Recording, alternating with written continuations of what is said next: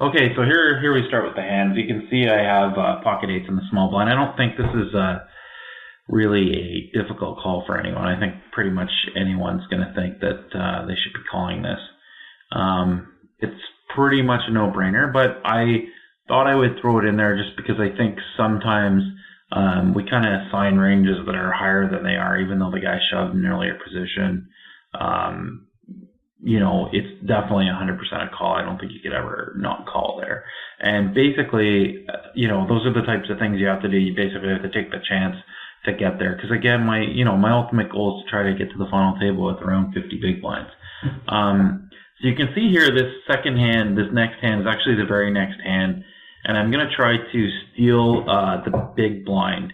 I'm hoping that, you know, if we're getting close to the final table, the big blind's going to be a little afraid, and the big blind actually 3-bets me here. And typically with King 2, obviously you should fold here.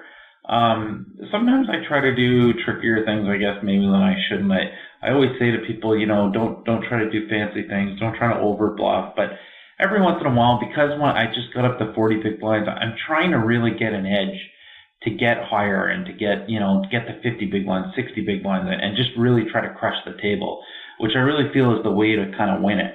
And so I get to I get here, the big blind basically min raises my min raise, and he only has about 18 big blinds back. And so I kind of think to myself, I could click it back sort of and make it a little bit more and make it look like I'm pot committed, even though I'm never going to call his all in if he does 5-bet all in. But I try to make it look like a really strong hand, blind versus blind, and make him look a little afraid.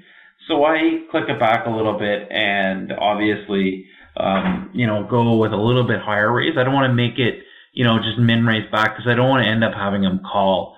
So I make it 38,000, which is another 20,000, and hope that this guy thinks there's only one way to play this hand, and that's to shove or fold. And he obviously decides to shove.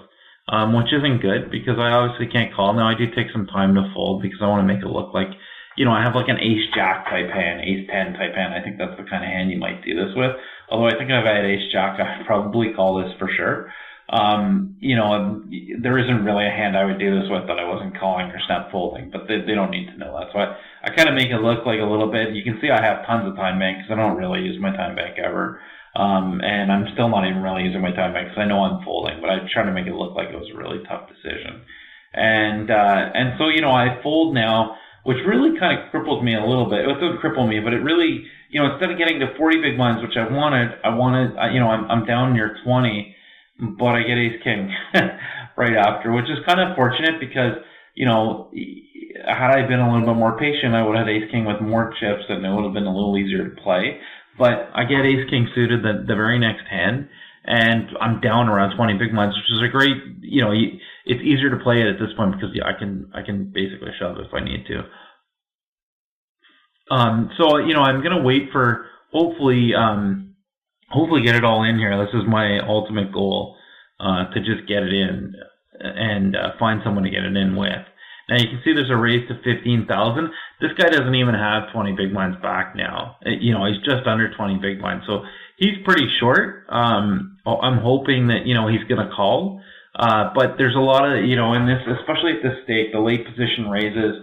They'll late position raise and fold quite often, and so it's. But now I'm getting closer to 30 big blinds. I'm climbing back up. And it's a goal. So I skip over here to a hand I have pocket jacks now, and I'm gonna raise again, and I get 3-bet. A guy with 40.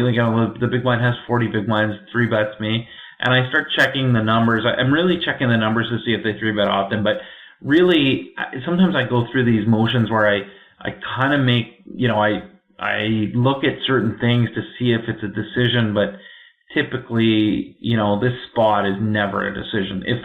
If the player never 3-bet, I might just call, but pretty rarely. Most of the time, all my chips are going in here. So, it's going to be pretty rare that I call this or fold. Almost never am I going to fold, especially at final two tables, especially considering that I only have 20 big blinds left. I think I'm almost always going to just 4-bet all in here. And, it looks like I paused a little bit longer than I really did, but I'm definitely getting it in.